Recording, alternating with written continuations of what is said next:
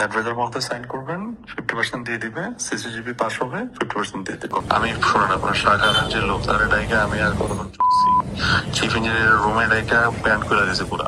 গুলশানে কোটি টাকা চাঁদাবাজি, হাঁসের মাংস, নীলা মার্কেট আর ওয়েস্টিন, সাথে মুরাদনগরের ট্রিপল মার্ডার তো আছেই। এসব বিতর্কের রেশ কাটতে না কাটতেই প্রেস সেক্রেটারির ঘুষের দর কষাকষির অডিও ফাঁস হওয়ায় নতুন করে বিতর্কের মুখে পড়েছেন অন্তর্বর্তী সরকারের গুরুত্বপূর্ণ 3 মন্ত্রণালয়ের দায়িত্বে থাকা দাপুটে উপদেষ্টা আসিফ মাহমুদ সজীব ভুঁইয়া।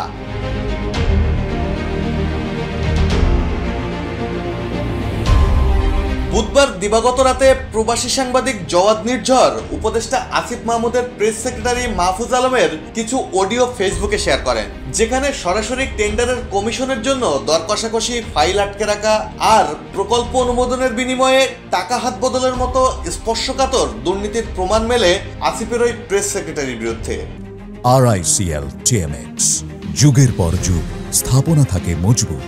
যদি কালকে সাইন করাই তাহলে তো পেমেন্টে কালকে করতে পারবে। ফাঁস হওয়া কয়েকটি অডিও রেকর্ডিং এ শোনা যাচ্ছে উপদেষ্টা আসিফের প্রেস সেক্রেটারি মাহফুজ ঠিকাদারদের সঙ্গে টেন্ডার প্রক্রিয়ার কমিশন, চুক্তিপত্র মানে নোয়া ঝুলিয়ে রাখা, এমনকি সচিবের মাধ্যমে দ্রুত ফাইল প্রসেসিং এর মতো সংবেদনশীল বিষয়ে বিস্তারিত কথা বলছেন।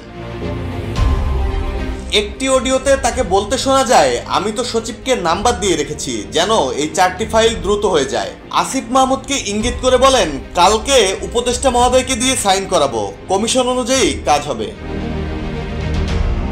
আরেকটি অডিওতে কক্সবাজারের একটি প্রকল্পের কথা উল্লেখ করে মাহফুজ বলেন, কাজ কনফার্ম করলে 3% কমিশন হবে, এটা কোনো কথা?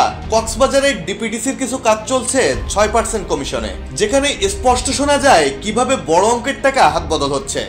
কাজ কনফার্ম করে দিলে 3% এটা হইলো না। আপনি শুনেন, আমি আপনার একটা কথা বলি যে কক্সে এখন কনকারেন্ট কিছু কাজ চলতেছে ডিপিডিসির, যেগুলো আপনার 6% আমি করছি। ফাঁস হওয়া এসব অডিওর মাধ্যমে টেন্ডার অনুমোদন, কমিশন ভাগাভাগি এবং প্রকল্প আটকে রাখার মতো কর্মকাণ্ডের ইঙ্গিত পাওয়া যায়। সমালোচকরা বলছেন, অন্তর্বর্তী সরকারের গুরুত্বপূর্ণ একটি মন্ত্রণালয়, যেটির দায়িত্বে রয়েছেন সরাসরি আন্দোলন থেকে উঠে আসা আসিফ মাহমুদ, সেই মন্ত্রণালয়ে এ ঘটনা বড় ধরনের দুর্নীতির প্রমাণ। গত কয়েক মাস আগেই আসিফ মাহমুদের প্রেস সেক্রেটারি মাহফুজ ও এপিএস মোয়াজ্জেম হোসেনের বিরুদ্ধে দুর্নীতি, অনিয়ম ও ঘুষ বাণিজ্যের অভিযোগ উঠেছিল। এমনকি এপিএস মোয়াজ্জেমকে জিজ্ঞাসাবাদও করে দুদক। তা নিয়ে বেশ বিব্রত পরিস্থিতির মুখে পড়েন আসিফ মাহমুদ সজীব ভুঁইয়া। যদিও প্রেস সেক্রেটারি মাহফুজ আলমের ঘনিষ্ঠ মহল এই অডিওকে ফেক বলে দাবি করেছে, তবে প্রশ্ন থেকেই যাচ্ছে, বারবার কেন ঘুরে ফিরে তার নামই জড়াচ্ছে টেন্ডার বাণিজ্য, ঘুষ কেলেঙ্কারির মতো অপকর্মে? এবারে যেটা আপনি বলছেন আমাকে, যেটা আমি ওইটাই আমি উপদেষ্টা মহোদয়কে বলছি। এখন এগুলা বললে তো হবে না, কষ্ট হোক হোক না, যা খুশি তা করবে, তাদেরকে ওইটা আমরা বলেই নিছি। এখন আবার কথা চেঞ্জ করতেছে কেন? এইটা হইলে আমি কোনোভাবেই কিন্তু এটা আমি আগাবো না।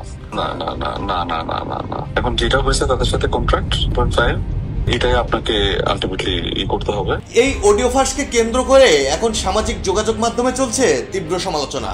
সত্যতা প্রমাণিত হলে জড়িতের বিরুদ্ধে আইনি ব্যবস্থা নেওয়ার দাবি নেটিজেনদের।